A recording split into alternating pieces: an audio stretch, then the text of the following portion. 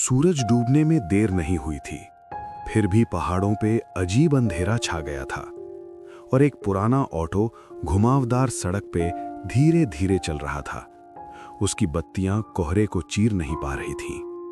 तारा पीछे बैठी चुपचाप बाहर देख रही थी, जहां पेड़ और पत्थर कोहरे में परछाइयां लग रहे थे और ये सफर ठंडी हवा में बेवजह भारी लग रहा था। फिर अचानक ऑटो झटके से रुक गया और उस गहरे सन्नाटे में तारा की सांस साफ सुनाई दे रही थी। चालक ने अचानक पीछे मुड़कर देखा। उसका चेहरा घबराया हुआ था। उंगलियां हैंडल पे जम गई थीं, जैसे आगे जाना कोई अनहोनी हो। दीदी माफ करना, लेकिन मैं इससे आगे नहीं जा सकता। ये जंगल का रास्ता सूरज डूबने के बाद बदल जाता है। रात में यहाँ आना किसी के लिए ठीक नहीं माना जाता। कई बार लोग गए हैं और कभी वापस नहीं आए। लगता है मेरा ऑटो भी आगे बढ़ने से डरता है। अगर चाहो तो यहाँ उतर जाओ, क्योंकि आगे जाना मेरे बस की बात नहीं। भैया, यहाँ क्यों रोक रहे हो? लोगों ने कहा था गांव अभी 3 किलोमीटर दूर है। इतना दूर अकेली? चारों तरफ जंगल, कोहरा और अंधेरा छा गया है। इतनी रात में यहाँ आना ठीक नहीं। अगर कोई रास्ता है तो कृपा आगे छोड़ दो, विनती है। इस सन्नाटे में खड़े रहना भी अजीब डर लगा रहा है। उसके चेहरे पे खौफ अब साफ दिख रहा था। बिना कुछ कहे वो आगे इशारा करने लगा। उसकी नजर में नरमी नहीं, बल्कि छुपी हुई चेतावनी थी। अंधेरी घाटी, नाम सुनते ही लोग कांप जाते हैं। दीदी, वो आगे दिख रहा बड़ा पीपल का पेड़, वहां से घाटी के गांव की सड़क शुरू होती है। दिन में भी कोई वहां जाने की हिम्मत नहीं करता और तुम रात में जाने की बात कर रही हो। मैं साफ बोलता हूँ कि उस तरफ नहीं जाऊंगा। वहाँ कुछ ठीक नहीं है, इसलिए आज तक कोई वहाँ जाना नहीं चाहता। लेकिन भैया, तुम खुद कहते थे गांव 3 किलोमीटर दूर है। क्या मैं इतना पैदल चलूं? अगर सड़क इतनी खतरनाक है तो लोग वहाँ कैसे रहते हैं? तुम इतने डर क्यों रहे हो? पहले कुछ हुआ है वहाँ, या किसी को कुछ अजीब होते देखा? कृपया डर की वजह बताओ। बिना कारण के जंगल में छोड़ना ठीक नहीं। दीदी, अगर सिर्फ सुनसान सड़क होती या जंगल का खतरा तो जाता। हम जंगल से नहीं डरते, लेकिन जो वहां है वो जमीन पे नहीं रहता। दिन डूबते ही वो पानी के आसपास जागता है। उसकी राह में कुछ नहीं आता। अंधेरा उसे नहीं रोकता। जो आगे बढ़ा वो पीछे मुड़कर नहीं देखा। तो मत पूछो उस तरफ जाने को। तारा ने खुद को समझाया कि चालाक बेवजह डर का माहौल बना रहा है या ये स्थानीय अंधविश्वास है। उसने बहस करना ठीक नहीं समझा। तारा ने पर्स कंधे पे लटकाया और चुपचाप ऑटो से उतर गई। ठीक है भैया, झगड़ा करने का फायदा नहीं। अगर आगे नहीं जा सकते तो मैं खुद रास्ता ढूंढ लूंगी। शायद ये पुरानी बात है यहाँ, और डर को बढ़ा चढ़ा कर बताया गया है। गांव पास ही होगा, मैं पैदल निकलती हूँ। चालक ने एक पल भी व्यर्थ नहीं किया। ऑटो तेजी से घुमाया और भाग गया, जैसे यहां रुकना उसके लिए जिंदगी और मौत का मामला हो। कुछ ही पलों में इंजन की आवाज कोहरे और अंधेरे में गायब हो गई। अब तारा अकेली थी उस सुनसान जगह पे। आगे घना जंगल और चारों तरफ भारी खामोशी कि सांस लेना मुश्किल हो रहा था। ठंड शरीर में घुस गई थी कि तारा के हाथ सुन्न होने लगे। उसने पर्स से बत्ती, टॉर्च निकाली और रोशनी चलाकर आगे चलने लगी। रास्ता ऊबड़ खाबड़ था, झाड़ियों और कांटों से भरा। दोनों तरफ आसमान छूने वाले पेड़ थे। हर कदम के साथ लग रहा था जैसे कोई अनदेखी आवाज साथ दे रही हो। पत्तों की सरसराहट उसके कदमों के ताल में थी। डर को काबू करने के लिए तारा धीमी आवाज में खुद से बोलने लगी। शांत रहे तारा, ये सिर्फ जंगल है। अंधेरा और ठंड साथ में दिमाग पर असर कर रहे हैं। हर आवाज का पीछा करने लायक नहीं। पत्तियां हैं, हवा है, बस इतना ही है। गांव दूर नहीं होगा, थोड़ा और चलना है। डर को हावी मत होने दो। जो महसूस कर रही हो वो सच नहीं हो सकता तारा। सिर्फ भाई को ढूंढना है और गांव से ले जाना है। तारा इस सुनसान सड़क पे यूं ही नहीं भटक रही थी। वो अंधेरी घाटी में अपने छोटे भाई आरव की तलाश में जा रही थी। आरव शोधकर्ता था, जो रहस्यमयी जगहों और लोक कथाओं पे काम करता था। 2 महीने पहले ये इलाके में शोध के लिए आया था, लेकिन वापस नहीं आया। आखिरी बार तारा से बात की थी, उसकी आवाज में अजीब बेचैनी थी। दीदी, मैंने यहाँ वो पुराना तालाब देखा है। लगता है कोई मुझे वहाँ बुला रहा है। उसके बाद आरव का फोन कभी चालू नहीं हुआ। पुलिस ने जांच की, लेकिन कुछ न मिलने पे केस बंद कर दिया। भाई की खामोशी ने तारा को खुद यहां आने पे मजबूर कर दिया। 1 घंटे चलने के बाद कोहरा थोड़ा कम हुआ। फिर आगे पहाड़ों में टिमटिमाती रोशनी दिखी, जो अंधेरी घाटी के घरों से आ रही थी। थोड़ा आगे जाने पे गांव का प्रवेश द्वार आया। वहां पुराना झुका हुआ लकड़ी का बोर्ड था। तारा ने उस पर लिखा पढ़कर कदम रोक लिए। जो अंधेरी घाटी आया वो वापस नहीं गया। अंदर जाने पे सड़ी हुई बदबू हवा में भर गई। गीली लकड़ी, पुराने फूल और उमस की भारी बदबू।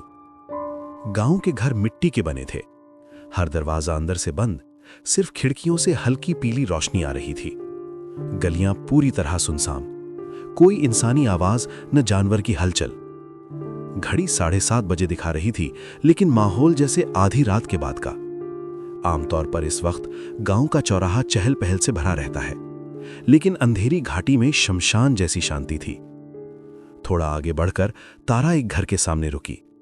गहरी सांस ली, हिम्मत जुटाकर दरवाजा खटखटाया। कोई है? दरवाजा खोलो। मैं बाहर से आई हूँ और रास्ता भूल गई हूँ। कुछ मदद चाहिए? मैं अपने भाई आरव को ढूंढ रही हूँ। वो कुछ वक्त पहले शोध के लिए यहाँ आया था और कभी वापस नहीं गया। अगर कुछ जानते हो तो बताओ। मैं अकेली हूँ और यहाँ ज्यादा देर रहना मुश्किल है। अंदर से कोई आवाज नहीं आई। फिर भी तारा को साफ लग रहा था कि दरवाजे के पीछे कोई है। सांस रोककर उसकी हर बात सुन रहा है। कोई बाहर नहीं आया। वो चुपचाप आगे बढ़ गई। कुछ कदम चलकर उसको एक घर की चौखट पे बैठी बूढ़ी औरत दिखी।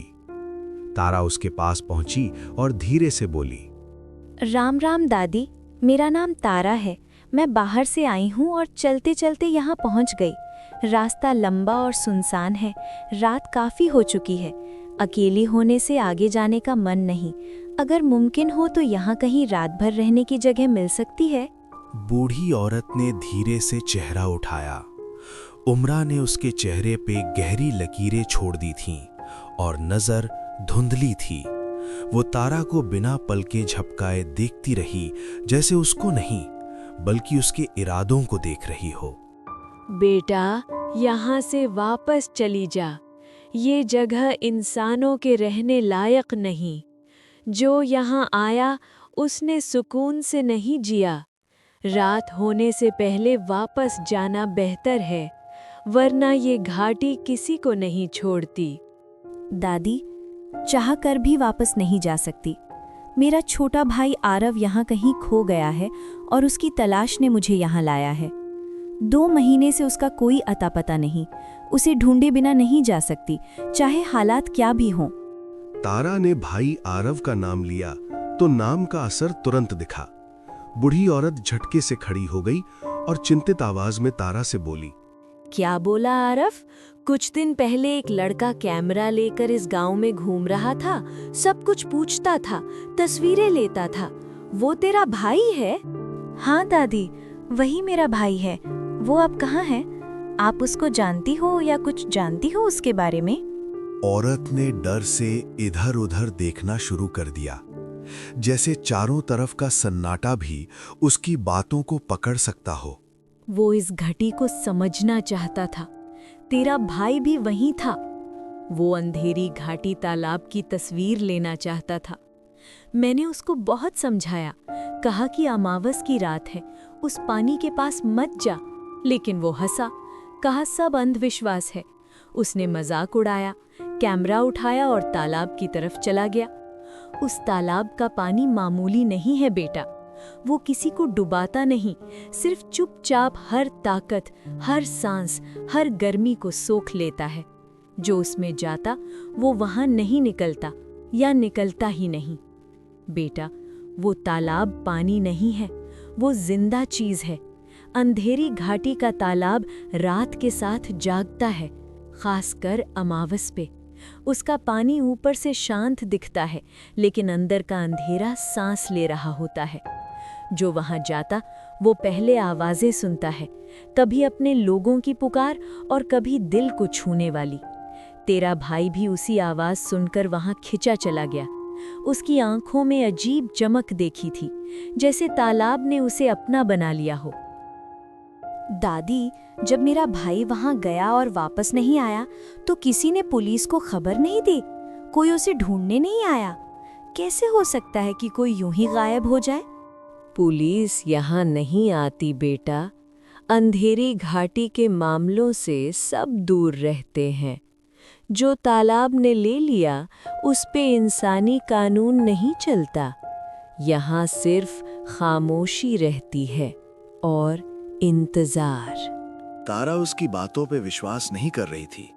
उसको लग रहा था उम्र के साथ औरत की समझ डगमगा गई है और वो बेवजह डर फैला रही है। अब उसकी आंखों से डर गायब था और उसकी जगह गहरी उदासी थी, जैसे बहुत कुछ खोया हो और बोलने को शब्द न बचे हों। दादी, आपकी बातें अपनी जगह हैं, लेकिन अनुमान के आधार पे फैसला नहीं कर सकती। अगर यहाँ तालाब है तो उसका रास्ता बताओ। मुझे वहाँ जाकर खुद देखना है। अपनी आंखों से सच देखने तक आगे नहीं बढ़ सकती। मैं भाई को ढूंढने आई हूँ। बेटा, गांव के पूरब तरफ अंधेरी घाटी का तालाब है, लेकिन आज मत जा। आज बहुत उमस है और उमस बढ़ने पे उस तालाब का पानी फैलने लगता है। उसका मूड रात में बदलता है। आज यहाँ मेरे साथ रुक जा। सुबह सब ठीक रहा तो मैं जिंदा रही तो निकल जाना। अब तारा के पास कोई और रास्ता नहीं बचा था। अंधेरा गहरा होता जा रहा था और इस जंगल में अकेले आगे बढ़ना खुद को खतरे में डालना था। मजबूरी में उसने बूढ़ी औरत के साथ रुकने का फैसला किया। घर बहुत साधारण था, सिर्फ एक कमरा और छोटी रसोई। चंपा ने तारा के सामने साधारण खाना परोसा, रोटी और सब्जी। दोनों लालटेन की धीमी रोशनी में आमने सामने बैठ गए और बाहर का सन्नाटा और भारी लग रहा था। दादी, आपने जो काली घाटी तालाब का जिक्र किया, उसकी असली कहानी क्या है? मैं समझना चाहती हूँ। आखिर कैसे बदला सब कुछ? बेटा, वो तालाब का पानी जो आज काला और सड़ा हुआ दिखता है, पहले ऐसा नहीं था। कई साल पहले उसका पानी सफेद कपड़े जैसा साफ था। लोग उसी पानी से खेती करते थे, जानवर वो पानी पीते थे और गांव खुशहाल था। फिर कैसे बदला सब कुछ दादी? एक साल बिल्कुल बारिश नहीं हुई। खेत सूख गए, कुएं खाली हो गए। फिर गांव के तांत्रिक अधोरी नाथ ने कहा, तालाब नाराज है और बलि चाहिए। पहले जानवरों की बलि दी, लेकिन कुछ नहीं बदला। फिर उसने कहा, अब इंसान की बलि चाहिए। गांव वाले उस आदमी की बात मान गए। बेटा, अंधविश्वास में डूबे लोग कुछ भी मान लेते हैं। गांव के मासूम लोगों ने उसकी बात मानी।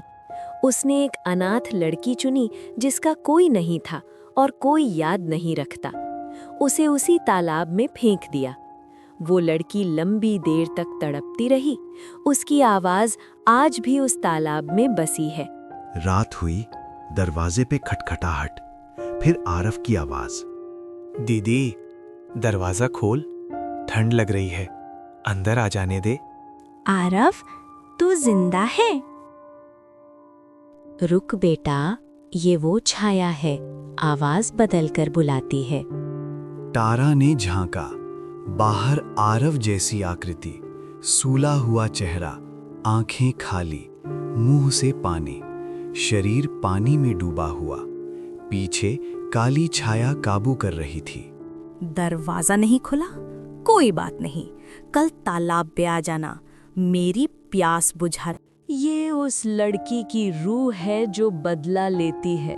अब वो जानती है तू यहाँ है। कल सुबह तालाब जाएंगे। सुबह चंपा और तारा तालाब गए। तालाब काला, बदबू वाला। आरव, कहाँ है तू? पानी से आरव का साया उभरा, धुंधला, पानी भरा। दीदी, भाग जा, मैं अब तालाब का हिस्सा हूँ। रूह सोख ली गई। घर जा, वरना तू भी फंस जाएगी। तारा रोई, चंपा ने भगाया, जो चला गया वो वापस नहीं आता, तालाब को साथ मिल गया। तारा गांव से बाहर निकल गई। दिल टूट गया। अंधेरी घाटी का राज वही है। रूह बुलाती रहती है, लोग गायब होते रहते हैं, कुछ दर्द अनंत होते हैं।